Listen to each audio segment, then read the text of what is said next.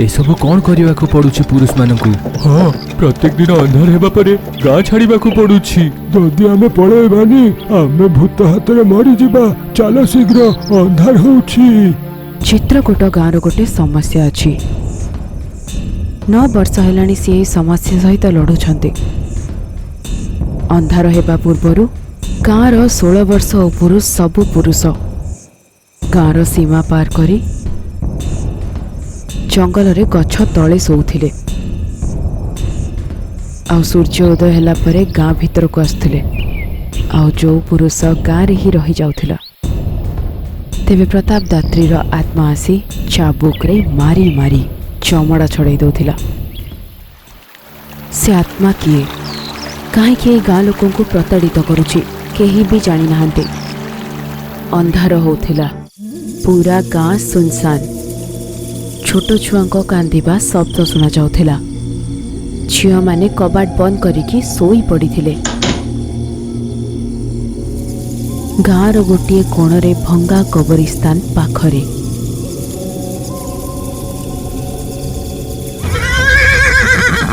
कूଅ भितरु घोड़ा सहित प्रताप दात्रीर आत्मा बाहर को आसिला। गोटे हाथरे लंठन, अन्य हाथरे चाबुक नहीं घोड़ारे गाँ भीतर को आसी सबु गली सबु गाँ खोजी खोजे। तार आखि भयानक अंगार भली जेमिति जळुथिला। मु प्रताप दात्री काम रखिकी शोइछ। चलो काम को शीघ्र चलो। काम रखिकी शोइछ। चलो शीघ्र, चलो शीघ्र। काम रखिकी शोइछ। चलो शीघ्र, शीघ्र चलो। प्रताप दात्रीर एई चित्कार सहित घर भितर लोक माने डररे कंपुचंती। लंठन धरी घर घर देखी देखी घोड़ारे बसी राति सारा डाक पकाउथिले। सूर्योदय हेबा पूर्वरु पुणी थरे से घोड़ा कूଅ भीतर को चलीगला। सकाळ हेला परे सबु पुरुष गाँ भीतर को फेरुथिले। सबुदिन एया ही चलुथिला। ग्राम प्रधान केते तांत्रिक मांत्रिक मंदिरर पंडितों को भी नहीं आसिले, किंतु ए समस्यार समाधान केही भी करि पारु नथिले। दिन बीती जाउथिला। किछि समय परे गोटिए दिन मनीष नामक गोटिए पुओ निजर दूर संपर्कीय जमुना सहित विवाह करी ताको चित्रकूट को नहीं आसिला।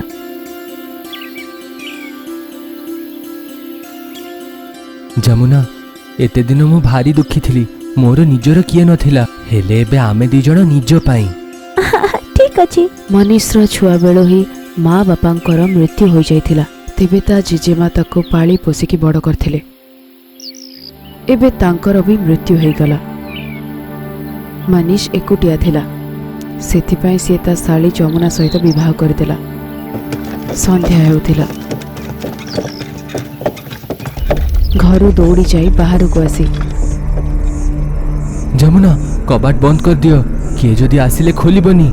मु सकाळे शीघ्र आसीबी। एतिके कही से शीघ्र शीघ्र चलीगला। जमुना बाहर को आसी देखिला तो गाँर सबु लोक चली जाउथिले। ये कौन न कहे कि कुआडे माने सब चली गले। एपरी चिंता करी से सब कबाट बंद करी सोई पड़िला। अंधार होउथिला।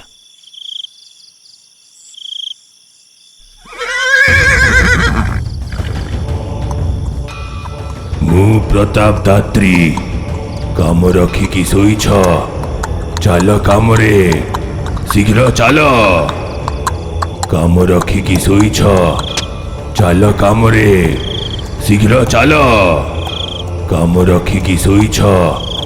चलो काम रे, शीघ्र चलो। से चित्कारु डरिकी से उठीगला। आउ भितरु से बाहर को देखिला। रक्त बहूथिबा घोड़ा उपरे गोटे भयानक मनीष हाथ रे चाबुक आउ अन्य हाथ रे लंठन नहीं जोरे चित्कार करी गली रे से बुलुथिला। भूत को देखी जमुना डर रे कंपिला। जमुना राति सारा न सोई स्वामीर अपेक्षा रे रहिथिला। ସକାଳ ହେବା ପରେ ମନୀଷ ଘରକୁ ଫେରିଲା ତ ଦେଖିଲା ଯମୁନାକୁ ବହୁତ ଜୋରେ ଜ୍ୱର। ଶୁଣୁଛ ମୁଁ ରାତିରେ ଭୂତ ଦେଖିଲି, ତାକୁ ଦେଖିକି ମୁଁ ଡରିଗଲି। ତାକୁ ସବୁ କହିଲା ସେ ଯାହା ବି ଦେଖିଲା। ଡରନି ଯମୁନା, ସେ ଭୂତ ଝିଅମାନଙ୍କୁ କିଛି କରୁନି। ନିଜ ଗାଁରେ ଭୂତର ସମସ୍ୟା ବିସ୍ତାରରେ ସେ କହିଲା। ମୁଁ ଆଗରେ ହିଁ ଏସବୁ କହିବାକୁ ଚାହୁଁଥିଲି, ହେଲେ ତମେ ଡରିଯିବ ସେଥିପାଇଁ ମୁଁ କହିଲିନି। ଗାଁରେ ସବୁ ପୁରୁଷ ତାକୁ ଡରିକି ଜଙ୍ଗଲରେ ଯାଇକି ରାତିରେ ଶୋଉଛନ୍ତି, ଆଉ ସକାଳ ହେବା ପରେ ହିଁ ଆସୁଛନ୍ତି। ଯମୁନା ଏସବୁ ଭ୍ରମିତ ହୋଇ ଶୁଣୁଥିଲା, ଡରିକି ଶରୀର ଜ୍ୱରରେ କମ୍ପୁଥିଲା। ଦୁର୍ବଳତା ଯୋଗୁଁ ସେ ଖଟରେ ହିଁ ପଡ଼ି ରହିଥିଲା। ସନ୍ଧ୍ୟା ହେଉଥିଲା। ଗାଁର ସବୁ ପୁରୁଷ ଗାଁ ଛାଡ଼ିକି ଯାଉଛନ୍ତି। ମନୀଷ ବି ଯିବାକୁ ଚାହୁଁଥିଲା, ହେଲେ ଯମୁନାର ଅବସ୍ଥା ଠିକ୍ ନଥିଲା। ତାକୁ ବହୁତ ଜୋରେ ଜ୍ୱର ଥିଲା। ସେ ଚାହୁଁନଥିଲା ଯେ ରାତି ସାରା ତାକୁ ଏକୁଟିଆ ଛାଡ଼ି ଦିଆଯାଉ। ସେ ଯମୁନାକୁ ନିଜ ସାଙ୍ଗରେ ନେଇଯିବାକୁ ଚାହୁଁଥିଲା। ବାହାରକୁ ଯାଇ ଗୋଟିଏ ଠେଲା ଗାଡ଼ି ନେଇ ଆସିଲା। ଯମୁନା, ମୁଁ ତମକୁ ଏ ସ୍ଥିତିରେ ଛାଡ଼ିକି ଯିବା ପାଇଁ ଚାହୁଁନି, ଚାଲ ଏକା ସାଙ୍ଗରେ ଯିବା। ଯମୁନାକୁ ଯାଇ ଠେଲା ଉପରେ ଶୁଆଇଲା ପରେ ହଠାତ୍ କଳା ବାଦଲ ଚାରିଆଡ଼େ ଅନ୍ଧାର ହେଇଗଲା। ପୁରା ଗାଁ ସାରା ସୁନସାନ। ଦୂରରୁ ପ୍ରତାପ ଦାତ୍ରୀର ଚିତ୍କାର ଶୁଣାଯାଉଥିଲା। ମୁଁ ପ୍ରତାପ ଦାତ୍ରୀ, କାମ ରଖିକି ଶୋଇଛ, ଚାଲ କାମକୁ। ବାପରେ, ଅନ୍ଧାର ହେଇଗଲା, ସେ ଭୂତ ଆସିଗଲା, କଣ କରିବି? ଏତିକି କହି ସେ ଯମୁନାକୁ ଠେଲା ଉପରୁ ନେଇ ଯାଉଥିଲା ଯେ ତା ସାମ୍ନାରେ ଭୂତ ଆସିଗଲା। କାମ ବେଳେ କୋଉଠି ଯାଉଛ? ଚାଲ କାମକୁ, ଶୀଘ୍ର ଚାଲ। ମୋ ସ୍ୱାମୀକୁ ଛାଡ଼ି ଦିଅ, ବଞ୍ଚାଅ।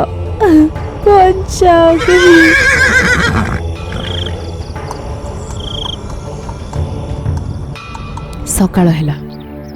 ଗାଁର ସବୁ ଲୋକ ଯମୁନାକୁ ଭିତରକୁ ନେଇ ଆସିଲେ। ଡକ୍ଟର ଜ୍ୱର କମ୍ କରିବାର ଔଷଧ ଦେଲେ। ମନୀଷକୁ ଖୋଜିବାକୁ ଯାଇ ଗୋଟିଏ ଗ୍ରାମୀଣ ଦେଖିଲା ଗାଁରୁ ଦୂରରୁ ନଦୀରେ ଥିବା ଭଙ୍ଗା ପୋଲରେ ଓଲଟା ଝୁଲୁଥିଲା। ମନୀଷକୁ ଘରକୁ ନେଇ ଆସିଲେ। ଖଣ୍ଡିଆରେ ଔଷଧ ଲଗେଇ ପ୍ରତିବାର ସେ ପୁଲରୁ ବାନ୍ଧି ଦଉଛି। ସେ ପୁଲରେ ଏମିତି କଣ ଅଛି ତାହାର? ସେ ଭୂତର ଆମ ସାଙ୍ଗରେ କଣ ସମ୍ବନ୍ଧ? ଏଟା ଆମର କର୍ମ ନୁହେଁ ତ ଆଉ କଣ? ପ୍ରତ୍ୟେକ ରାତିରେ ଏତେ କଷ୍ଟ କାହିଁକି? ଠିକ ଅଛି, ଚାଲ କ୍ଷେତରେ କାମରେ ଯିବା। ଯମୁନାର ସନ୍ଧ୍ୟାବେଳେ ହୋସ୍ ଫେରିଲା। ମନୀଷ ବେହୋସ୍ ଥିଲା, ଆଉ ତା ଶରୀରରେ ଖଣ୍ଡିଆ ଗୁଡ଼ିକ ଦେଖି ମନ ଦୁଃଖ କରି ସେ କାନ୍ଦୁଥିଲା। ଏତିକିରେ ଗାଁ ମୁଖିଆ ଆସିଲା। ଚିନ୍ତା କରିବନି ମା ଯମୁନା, ମନୀଷ ଶୀଘ୍ର ଠିକ ହେଇଯିବ। ହେଲେ ମନୀଷକୁ ଅନ୍ଧାର ହେବା ଆଗରେ ସୀମା ପାର କରିବାକୁ ପଡ଼ିବ, ନହେଲେ ଆଜି ରାତିରେ ବି ସେ ଭୂତ ମନୀଷକୁ ମାରିବ, ଆଉ ତାକୁ ନେଇକି ସେ ପୁଲ ଉପରେ ବାନ୍ଧିଦେବ। ତମେ ଘରରେ ଥିବ, ଆମେ ମନୀଷକୁ ନେଇଯିବା। ଅନ୍ଧକାର ହେବା ପୂର୍ବରୁ କିଛି ଲୋକ ମନୀଷକୁ ଠେଲା ଉପରେ ପକେଇକି ନେଇ ଯାଉଛନ୍ତି। ଯମୁନା ବି ପଛେ ପଛେ ଚାଲୁଥାଏ। ତମେ ଘରରେ ଥାଅ ମା, ଆମେ ମନୀଷକୁ ନେଇଯିବା, ତମେ ରୁହ। ନା, ମୋ ସ୍ୱାମୀ ଯୋଉଠି ରହିବେ ମୁଁ ସେଇ ଜାଗାରେ ହିଁ ରହିବି। ଏହିଭଳି ପୁରା ରାତି ଜଙ୍ଗଲରେ ସେ ମନୀଷ ପାଖରେ ହିଁ ବସି ରହିଥାଏ। ସକାଳ ହେଉଥିଲା। ସବୁ ଲୋକ ନିଜ ନିଜ ଗାଁକୁ ଫେରି ଯାଉଥିଲେ। ମନୀଷର ଠେଲା ପେଲିବା ପାଇଁ 2ଟି ଲୋକ ଆସିଲେ। ନା, ମୋ ସ୍ୱାମୀଙ୍କୁ ସେ ଭୂତିଆ ଗାଁକୁ କେହି ନେଇଯାଅନି। ଗାଁରେ ଯିବନି ତ କୋଉଠି ଯିବ ମା? ନିଜ ଗାଁକୁ ଚାଲିଯିବି। ମୋ ସ୍ୱାମୀକୁ ସେ ଭୂତ ପ୍ରତାଡ଼ିତ କରିଛି, ତା ଅନ୍ତ ନ ଦେଖିବା ବିନା ମୁଁ ଜମରୁ ଯିବିନି। ଏତିକି କହି ସେ କାହା କଥା ଶୁଣିଲାନି। ମନୀଷକୁ ନିଜ ହାତରେ ନେଇ ସେ ଗାଁକୁ ଚାଲିଗଲା। ଯାହା କିଛି ଘଟଣା ହେଇଥିଲା ନିଜ ମା ବାପାଙ୍କୁ ସେ କହିଲା। ବାପାଲୋ ଭୂତ, ସେ ଭୂତିଆ ଗାଁକୁ ଆଉ କାହିଁକି ଯାଉଛୁ? ଆମ ଗାଁରେ ହିଁ ତୁ ରହିଯା। ସେଇ ଗାଁରେ ଆମର କ୍ଷେତ ବାଡ଼ି ସବୁ ଅଛି ମା। ସେଇ ଗାଁରେ ମରୁ ୟା ବଞ୍ଚୁ ଆମେ ସେଇଠି ହିଁ ରହିବୁ। ମୋ ସ୍ୱାମୀକୁ ଲୁହୁ ଲୁହାଣ କରି ମାରିଥିବା ସେଇ ଭୂତର ଅନ୍ତ କିଛି ଅଛି କି ବାପା? ଅଛି, ମନ୍ତ୍ର କାକି ସେ ଭୂତକୁ ମାରିଛନ୍ତି। ଭୂତକୁ ମାରିବା ତାଙ୍କ ପାଇଁ ସହଜ। ଏହା କହି ଯମୁନାକୁ ମନ୍ତ୍ରବାଲି କାକିଙ୍କ ପାଖକୁ ନେଇଗଲେ। ଚିତ୍ରକୂଟର ସେଇ ଲଣ୍ଠନ ଭୂତ ବିଷୟରେ ସବୁ ବିସ୍ତାରରେ ମଧ୍ୟ କହିଲେ। ଏ ଲଣ୍ଠନ ବାଲା ଭୂତର କାହାଣୀ ଟିକେ ଅଜବ ଲାଗୁନି? ଠିକ୍ ଅଛି, କାଲି ଆମେ ତୋ ଗାଁକୁ ଯିବୁ ଯମୁନା, ପ୍ରସ୍ତୁତ ରହିବୁ। ତା ପରଦିନ ଦୁଇଜଣ ଚିତ୍ରକୂଟ ଗଲେ। ଅନ୍ଧକାର ହେବା ପରେ ମୁଁ ପ୍ରତାପ ଦାତ୍ରୀ, କାମ ରଖିକି ଶୋଇଛ? ଚାଲ କାମକୁ, ଶୀଘ୍ର ଚାଲ। କାମ ରଖିକି ଶୋଇଛ? ଚାଲ କାମକୁ, ଶୀଘ୍ର ଚାଲ। কাম রাখিকি শোইছ? চালো কামকু, শীঘ্র চালো। কাজ রেখে ঘুমাচ্ছ, চলো কাজে, তাড়াতাড়ি চলো। ସେଇଠି ଦେଖ କାକି, ସେ ଲଣ୍ଠନ ବାଲା ଭୂତ ଆସିଲାଣି। ତା ଚିତ୍କାର ମତେ ଏଇଠୁ ଶୁଣା ଯାଉଛି। ସେ ମହିଳାମାନଙ୍କୁ କିଛି କରିବନି, ଡରନି, ଚାଲ ମୋ ପଛେ ପଛେ ଦୁଆ। ଏତିକି କହି ସେ ଭୂତର ପଛେ ପଛେ ସେମାନେ ଚାଲୁଥାନ୍ତେ। কাম রাখিকি শোইছ? চালো কামকু, শীঘ্র চালো। কাম রাখিকি শোইছ? চালো কামকু, শীঘ্র চালো। কাম রাখিকি শোইছ? চালো কামকু, শীঘ্র চালো। ସକାଳ ହେବା ପୂର୍ବରୁ ସେଇ ଲଣ୍ଠନଧାରୀ ଭୂତ ଶ୍ମଶାନ ଘାଟ କୂଅ ଭିତରେ ପଶି ରହିଲା। ତୁରନ୍ତ ସେଇ କୂଅରୁ ପାଣି ନେଇ ମାଠିଆରେ ଭର୍ତ୍ତି କରି ମାଠିଆକୁ ଯମୁନାର ମୁଣ୍ଡ ଉପରେ ରଖି ତାରି ମାଠିଆରେ କଣା କରି ଯମୁନା ପଛକୁ ନ ବୁଲିକି ମାଠିଆ ନେଇକି ତୋ ଘରକୁ ଯା। ତୁ ସେଇଠି ହାଣ୍ଡିଟିକୁ ଫଟେଇକି ଭିତରକୁ ଚାଲିଯିବୁ। ଯମୁନା ଠିକ୍ ସେମିତି କଲା ଯେମିତି ମନ୍ତ୍ରଧାରୀ କାକି କହିଥିଲା। ସନ୍ଧ୍ୟା ହେଉଥିଲା। ଗାଁର ସବୁ ପୁରୁଷ ଗାଁ ଛାଡ଼ିକି ଚାଲି ଯାଉଥିଲେ। ମହିଳା ଛୁଆମାନେ ଭୂତଙ୍କ ଭୟରେ ଘରର କବାଟ ବନ୍ଦ କରି ସମସ୍ତେ ଲୁଚି ଯାଇଛନ୍ତି। ଯମୁନାର ଘର ସାମ୍ନାରେ ଭାଙ୍ଗି ଯାଇଥିବା ସେ ହାଣ୍ଡିର ଖଣ୍ଡଗୁଡ଼ିକୁ କଲେଜ ତନ୍ତ୍ରରେ ରଖି କାକି ମନ୍ତ୍ର ପଢ଼ି ସେ ଭୂତକୁ ଆମନ୍ତ୍ରିତ କରୁଥିଲା।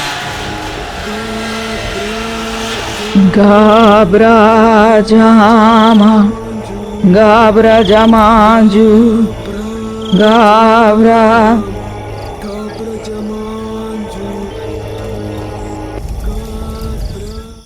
ସେ ଭଙ୍ଗା କୂଅରୁ ଯମୁନା ଘର ଆଗ ଯାଏ ପାଣିର ଅନୁସରଣ କରି ମନ୍ତ୍ରଧାରୀ କାକିଙ୍କର ରଙ୍ଗୋଲି ଭିତରେ ପ୍ରତାପ ଦାତ୍ରୀର ଆତ୍ମା ଆସି ବସିଗଲା।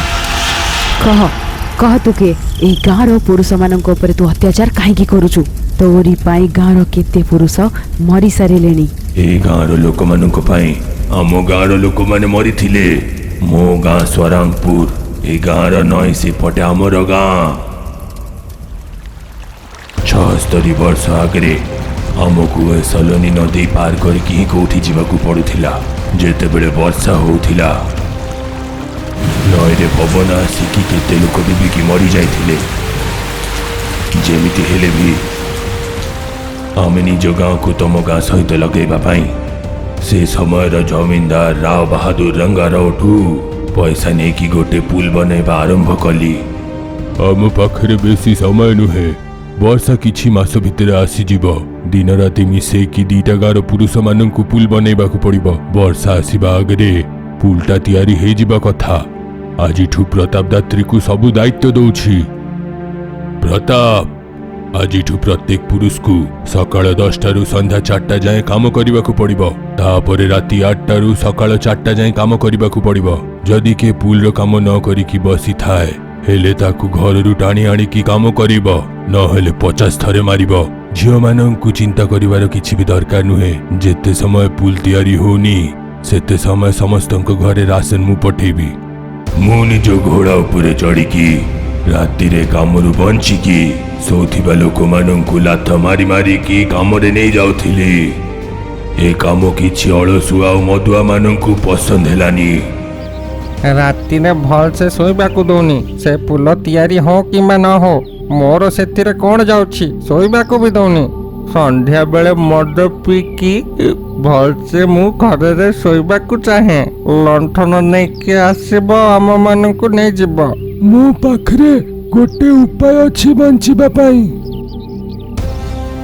ଏମିତି ଭାବିକି ଏମାନେ ଗୋଟେ ଷଡ଼ଯନ୍ତ୍ର କରିଲେ ଆଉ ମୋ ଖାଇବାରେ ବିଷ ମିଶେଇ ଦେଲେ।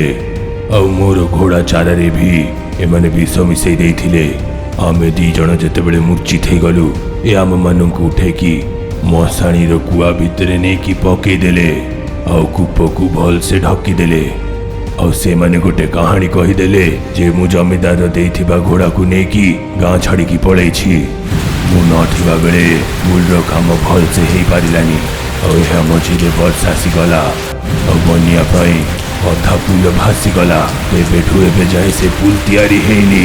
ପ୍ରାଣର ଝୁଙ୍କି ନେଇକି ଆମ ଗାଁର ଲୋକମାନେ ସେ ନଈକୁ ପାର କରୁଥିଲେ। ନଈର ପ୍ରବାହ ବେଶୀ ହେବା ପାଇଁ ଲୋକମାନେ ଡୁବିକି ମରିଯାଉଥିଲେ। 9 ବର୍ଷ ଆଗରେ ମରୁଡ଼ି ପାଇଁ ଗାଁରେ ସବୁ କିଛି ଶୁଖି ଯାଇଥିଲା।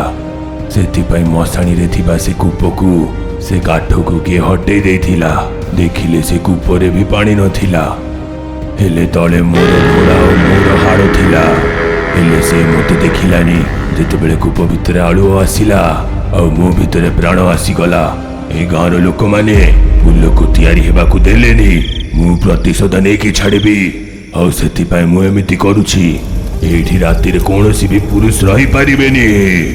ତମ ସହିତ ହୋଇଥିବା ଅନ୍ୟାୟ ପାଇଁ ମୁଁ ବହୁତ ଦୁଃଖିତ ଅଛି, କିନ୍ତୁ କାହା ଦ୍ୱାରା କରାଯାଇଥିବା ଗୋଟିଏ ଭୁଲ ପାଇଁ ସମ୍ପୂର୍ଣ୍ଣ ଗାଁ ଠାରୁ ପ୍ରତିଶୋଧ ନେବା ହେଉଛି ଭୁଲ। କୁହ, ତମ ଆତ୍ମାର ଶାନ୍ତି ପାଇଁ ଆମେ କ'ଣ କ'ଣ କରିପାରିବୁ? ପ୍ରତାପ ଦାତ୍ରୀ ନିଜ ଇଚ୍ଛା କହି ସେଇ ଜାଗାରୁ ଉଭା ନେଇଗଲା। ତା ପରଦିନ କାକି ସବୁ ଗାଁ ଲୋକଙ୍କୁ ଡାକି ଯାହା ହେଲା ସମସ୍ତଙ୍କୁ କହେ। ଗାଁର ମଝିଆ ମଝି ପ୍ରତାପ ଦାତ୍ରୀ ଆଉ ତା ଘୋଡ଼ା ଭଳି ଗୋଟିଏ ବଡ଼ ଗାତ ଖୋଳିବା ଦରକାର। ଗାଁର ସବୁ ପୁରୁଷମାନେ ଆସି ସେ କୂଅରେ ଗୋଟିଏ ଗୋଟିଏ ମାଠିଆ ପାଣି ଢାଳିଲେ। ଆମମାନଙ୍କୁ କ୍ଷମା କରିଦିଅ, ଆମମାନେ ସେ ପୁଲକୁ ବନେଇବା। ଆମ ଗାଁ ଲୋକକୁ କ୍ଷମା କରିଦିଅ, ଆମେ ସେ ପୁଲ ବନେଇବା। ଆମ ଗାଁ ଲୋକମାନଙ୍କୁ ଛାଡ଼ି ଦିଅ, ଆମେ ପୁଲ ବନେଇଦେବା। ସମ୍ପୂର୍ଣ୍ଣ ଗାଁରୁ ଚାନ୍ଦା ଏକତ୍ରିତ କରି ଦିନ ରାତି ପରିଶ୍ରମ କରି ସାରଙ୍ଗପୁରରେ ସେତୁ ବନାହେଲା। ଆଉ ସେତୁ ସାମ୍ନାରେ ଲଣ୍ଠନ ଧରି ପ୍ରତାପ ଦାତ୍ରୀର ମୂର୍ତ୍ତି ସ୍ଥାପନ କରାଯାଇଥିଲା। ଏହା ଦେଖି ପ୍ରତାପ ଦାତ୍ରୀର ମନକୁ ଶାନ୍ତି ମିଳିଲା। ତାଙ୍କ ଆତ୍ମା ପବନରେ ବିଲୀନ ହୋଇଗଲା। ମନ୍ତ୍ରଧାରୀ କାକିଙ୍କୁ ସମସ୍ତେ ତାଙ୍କର କାମ ପାଇଁ ବହୁତ ଧନ୍ୟବାଦ ଜଣାଇଲେ। ଯମୁନା ଚିତ୍ରକୂଟରେ ମନୀଷ ସହିତ ଖୁସିରେ ଜୀବନଯାପନ କଲା।